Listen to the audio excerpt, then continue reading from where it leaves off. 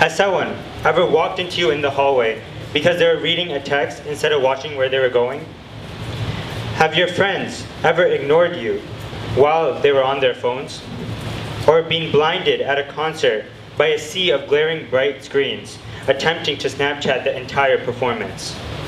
Perhaps you were the oblivious stranger, the sidetracked friend, or the crowd member watching the performance through his cell phone.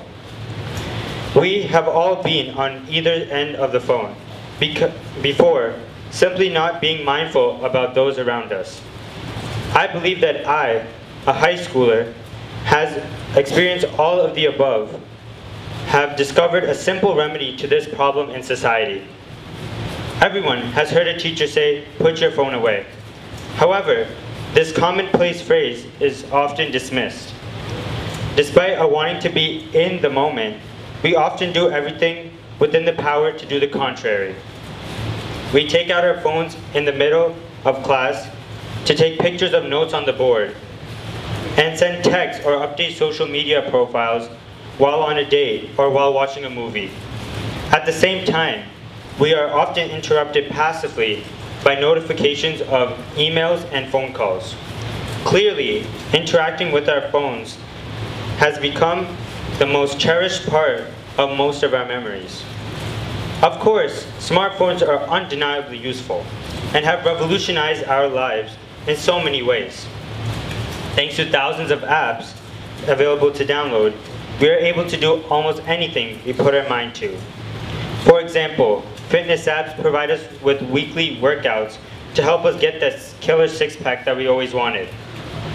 However, it is a shame that these addictive pieces of technology are slowly beginning to take over our lives.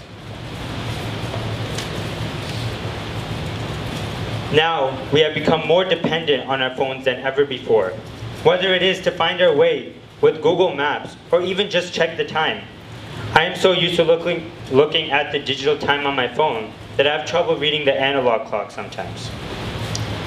As a result of all of these problems, we're becoming more antisocial, choosing to consult the internet rather than other human beings. However, many argue phones were invented to keep us more connected with others, and indeed, they have done just that. We can now get in contact with endless lists of social media outlets. Yet, this means we're lacking genuine contact with other people. People are connected more and more across the screen rather than in person, even when it comes to relationships, as dating apps have become a gateway to other people. Instead, social media such as Facebook and Instagram play an integral role in making us more antisocial. It may seem unreasonable, but just think about it.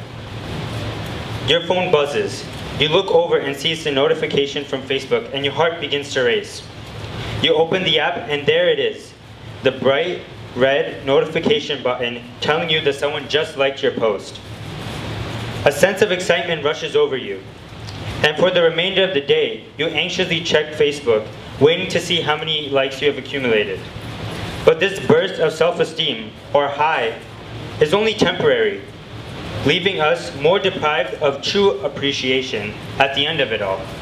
And this is when our phone takes a further step into our lives. Now, we share an intimate relationship with our phone. We sleep with it, eat with it, and carry it in our pockets. We check it average 47 times a day, and 82 times if you're between 18 and 24 years old. And we love them for good reasons. They tell us weather, time of day, and the steps we've taken. They find us dates, entertain us with music, and connect us with friends and family. They answer our questions and mitigate feelings of loneliness and anxiety.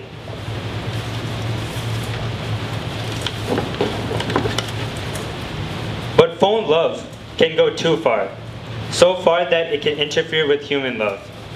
Old-fashioned, face-to-face intimacy with that living or breathing being that we call partner, spouse, lover, or significant other.